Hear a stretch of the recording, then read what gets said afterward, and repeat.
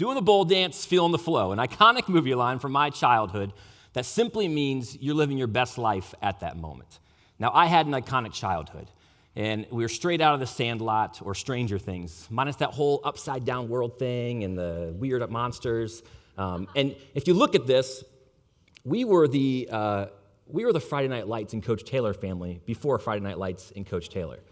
And so I was fortunate enough to live in a U-shaped neighborhood that I was there with all my best friends. And we had a magical flow that in the mornings each day we could get up and we'd dream about what we want to do. And if you look back here, you see that I lived in this U-shaped neighborhood that had, just from a football throw away, was an open grass lot that was there for all things games.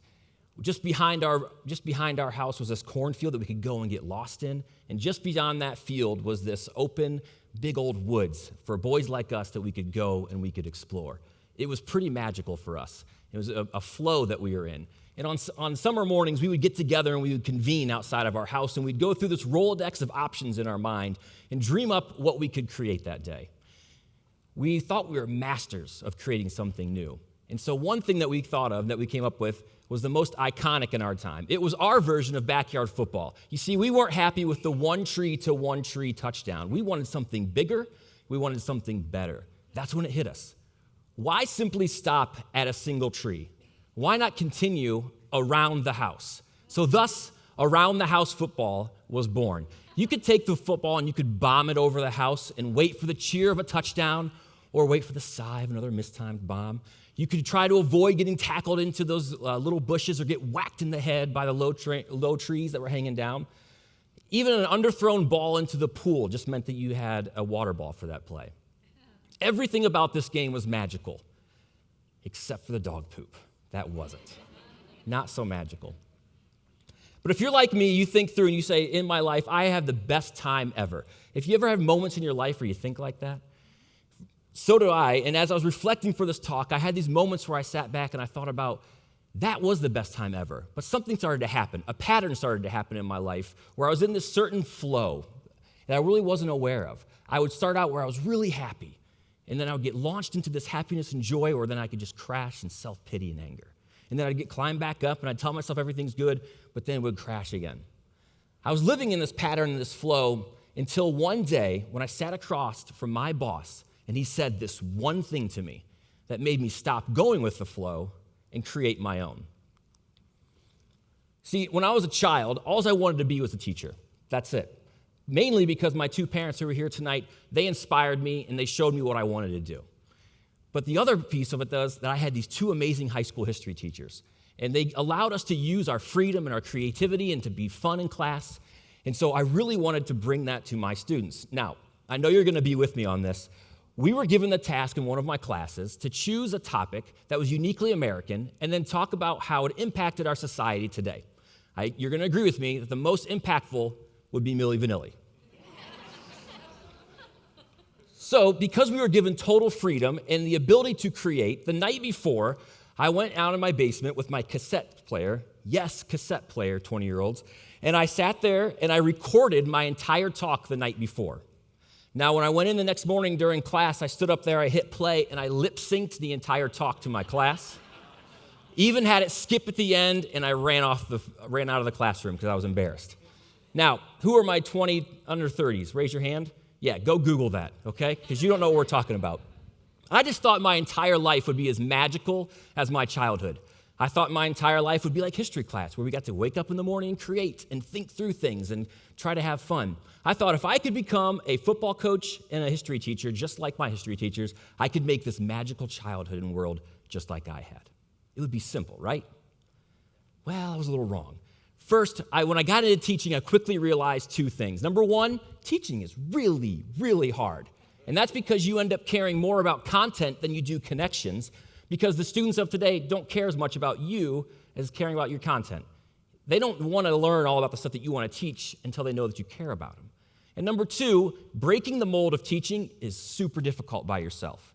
You have to be really strong, a lot stronger than I was when I was a kid and when I started off teaching.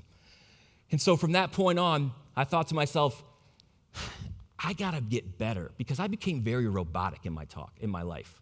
In my classroom, I would teach a unit, give a test, show a video. Teach a unit, give a test, show a video. I became not really exciting to be around. I was at that point where I did not resemble my high school history classes. I wasn't having fun and creating. My room resembled the one tree to one tree backyard football game.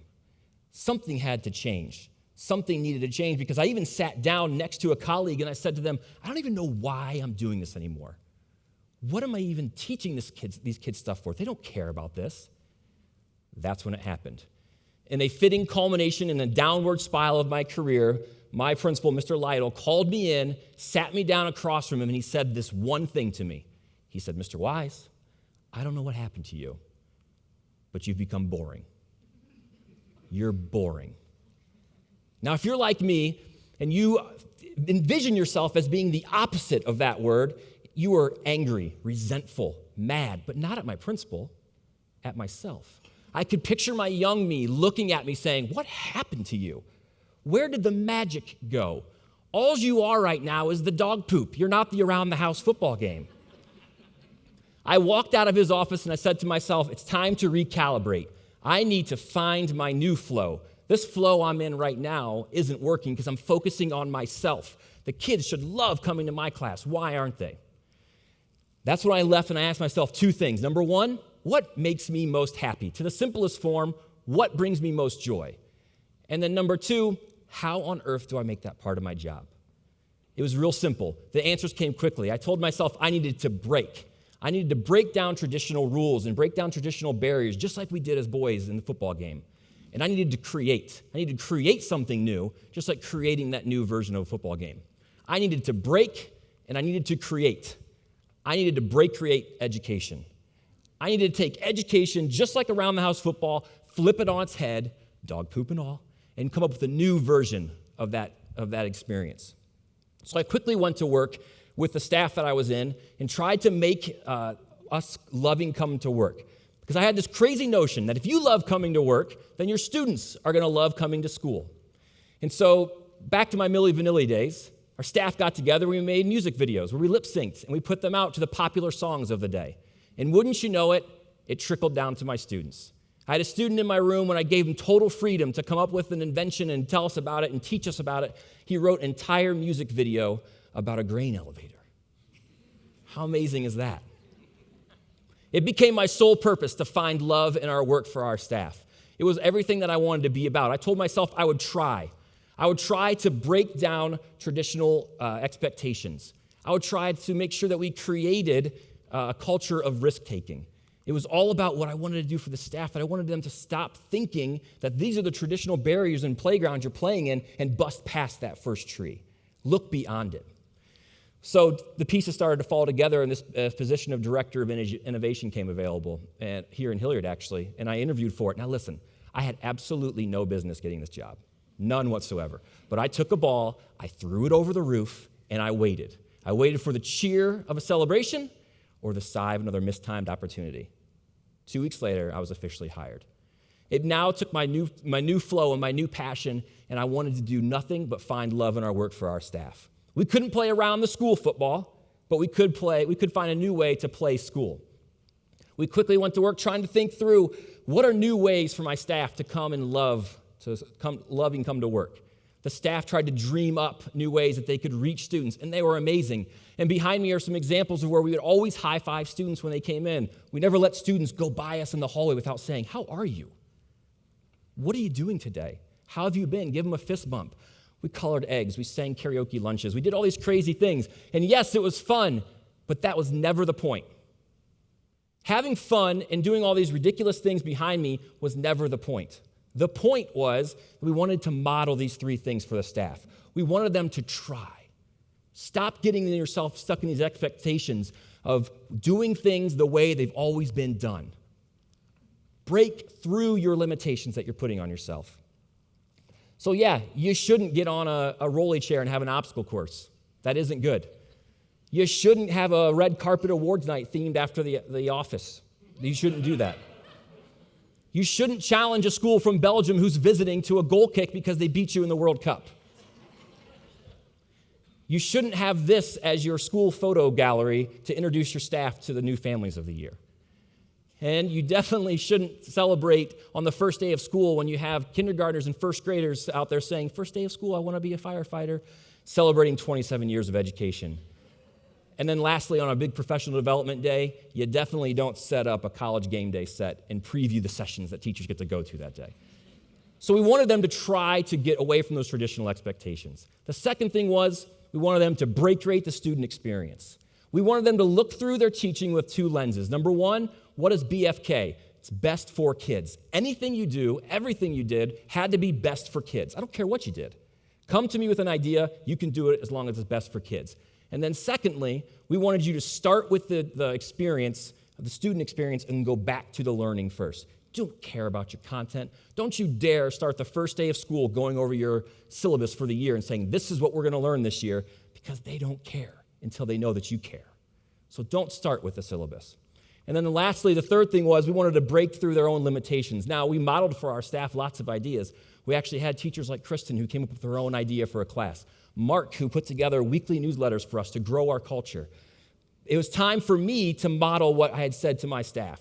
And so 2 years ago, it was time for this itch that was inside me that was saying, I need you to get pushed. I need you to find something new. So 2 years ago, my family and I made the very scary decision to dare to look past that one tree to see what's there. And we moved down to Cincinnati. So what if we never tried? What if we didn't try for the Around the House football game? What if we dared to just stop and stay on that one tree and not look beyond? What tree is in your way today? What is stopping you from trying? What's holding you back from break creating something in your life? What do you need to push through those traditional expectations that you're putting on yourself? Maybe you're a stay-at-home mom and you have a passion that you need to pursue. Break right through that mindset and just try. Maybe you're a college student and like me, you lost your magic of your childhood and you've become boring.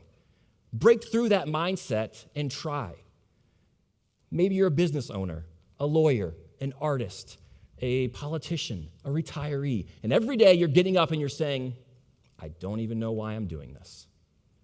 It's time for you to break, create, and find your new flow. Find love in your work. So my journey started with a football in a house. I don't know where yours is going to start. It could start somewhere. But I can tell you that we're all searching for the same thing, magic, searching for flow.